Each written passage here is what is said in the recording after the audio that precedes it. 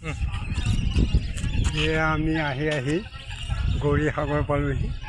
এই সন্মুখত গৌৰীসাগৰ, বিশাল এটা পুখুৰী, মানে ইপাৰ সিপাৰ নেদেখা নিচিনা। তাৰ ভিতৰতে আকৌ ওচৰ কাষতে আছে দেৱীদৌল, শিৱদৌল, বিষ্ণুদৌল, তিনিওভাগ আমি দৰ্শন কৰিলোঁ। সঁচাকৈ বুৰঞ্জী প্ৰসিদ্ধ এই ঠাইখন চাই দেখি পেলাই এনেকুৱা আনন্দ লাগিছে, ইমান ভাল লাগিছে।